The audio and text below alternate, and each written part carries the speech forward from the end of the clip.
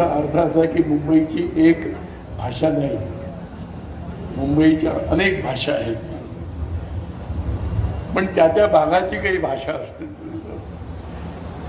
तर घाटकोपर परिसराची भाषा तर गुजराती आहे. गिरगावमध्ये हिंदी बोलणारे कमी मिळतील, मराठी बोलणारे. त्यामुळे मुंबई सोपं आहे की येणाऱ्या माणसाला मराठी शिकलं पाहिजे असं नाही.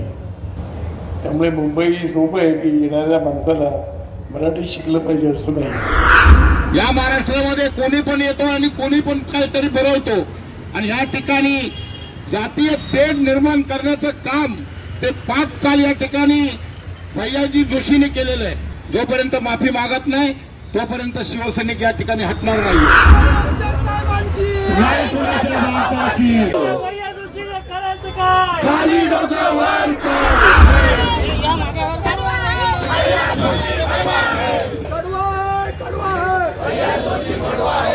नमस्कार, मैं हूं मुरारी पांडे। आप सभी का समाचार 9 न्यूज़ पर स्वागत। हम इस वक्त मौजूद है मुंबई के विद्या विहार महाराणा प्रताप शासकीय प्रशिक्षण शिविर संस्था पर इस वक्त मौजूद है, जहां पर कल यहां पर गोवंडी प्रशासकीय औद्योगिक प्रशिक्षण संस्थान का नामकरण का समारोह था। उस समारोह में भैयाजी जोशी आरएसएस के पूर्व कार्यवाहक जो विशिष्ट अतिथि के रूप में उपस्थित थे और इसी जगह पर यही मंच लगा था। उस मंच पर खड़े होकर उन्होंने बात कही थी कि मुंबई में आने वाले को मराठी भाषा सीखने की कोई आवश्यकता नहीं है, क्योंकि घाटकोपर की भाषा गुजराती है और गिर गांव की में लोग मराठी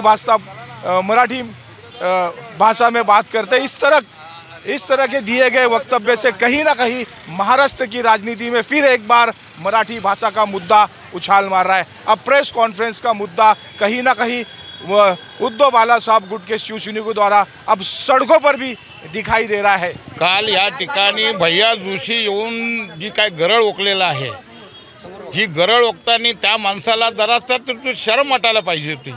कारण या मुंबईमध्ये येऊन तो माणूस म्हणतो मराठी शिकायची गरज नाही. एवढी हिंमत झाली कशी आणि कोणामुळे झाली? आणि मग हे सरकार काय करते?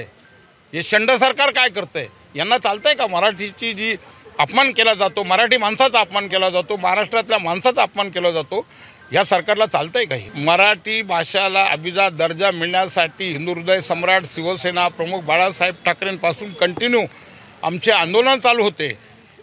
आमचे महाराष्ट्राचे माजी मुख्यमंत्री आदरणीय उद्धवजी ठाकरे साहेबांनी तो प्रश्न तसाच लावला.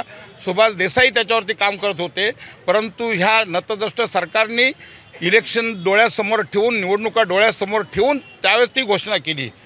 खरं तर ते अगोदर व्हायला पाहिजे होतं. आता तर ही फक्त शोकेस आहे. उद्या गोडाऊन कसं बाहेर पडतं ते बघा. मुंबईमध्ये, महाराष्ट्रामध्ये सगळ्यांना माहिती पडेल मुंबईमध्ये काय, महाराष्ट्रात काय होणार आहे ते.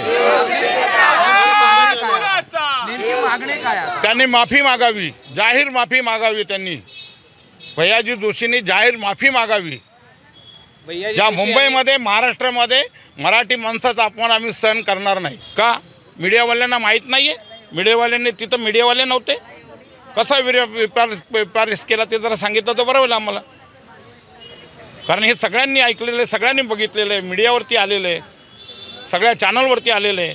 हे नेहमी असंच बोलतात, हो महापुरुषांचा अपमान करायचं नंतर बोलायचं नाही, ते विपर्यास झाला, हे झालं, ते झालं, हे फक्त बहाणे. सरसंघ चालक मोहन भागवत यांचा खरंच आम्ही आदर करतो. काही गोष्टी ते बरोबर बोलतात, काही गोष्टी त्यांच्या आवडण्यासारख्या आहेत. त्यांनी त्यांच्या माणसाला समजून सांगून त्या ठिकाणी त्यांनी माफी मागवायला सांगायला पाहिजे महाराष्ट्राची. राजे छत्रपती शिवाजी महाराज, भारतरत्न महामानव परमपूज्य डॉक्टर बाबासाहेब आंबेडकर, महात्मा ज्योतिबा फुले, अण्णाभाऊ साठे, हिंदू हृदय सम्राट आदरणीय शिवसेना प्रमुख श्रीमान बाळासाहेब ठाकरे यांना मानवंदना करून महाराष्ट्र राज्याचे माजी मुख्यमंत्री, शिवसेना पक्षप्रमुख आदरणीय उद्धवजी ठाकरे साहेब यांना मानाचा मुद्रा करून शिवसेना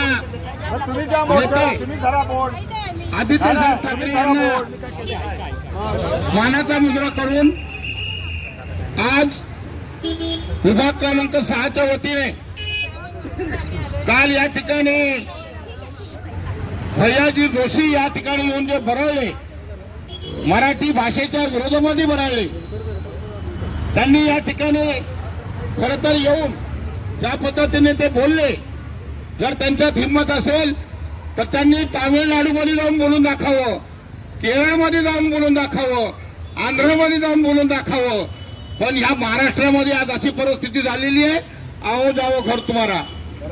या महाराष्ट्रामध्ये कोणी पण येतो आणि कोणी पण काहीतरी बोलवतो आणि या ठिकाणी जातीय तेढ निर्माण करण्याचं काम ते काल या ठिकाणी भैयाजी जोशीने केलेलं आहे. कधीच त्यांना माफ करता येणार नाही. त्यांनी खरं तर या महाराष्ट्राची माफी मागितली पाहिजे. जोपर्यंत माफी मागत नाही तोपर्यंत शिवसैनिक या ठिकाणी हटणार नाहीये. तुम्ही बघितलं असेल या संपूर्ण महाराष्ट्रामध्ये एक वेगळ्या प्रकारची चीड निर्माण झालेली आहे. महाराष्ट्राची अवस्था काय करून ठेवलेली आहे. मंत्रिमंडळामध्ये ताळमेळ राहिलेला नाहीये. आपापसाच्या भांडणामध्ये त्यांना सावरायला वेळ मिळत नाहीये. जनतेकडे दुर्लक्ष झालेलं आहे. महाराष्ट्रामध्ये किती आत्महत्या, किती रेप, काय काय गोष्टी होत आहेत या सगळ्या आपण उघड्या डोळ्याने बघतोय.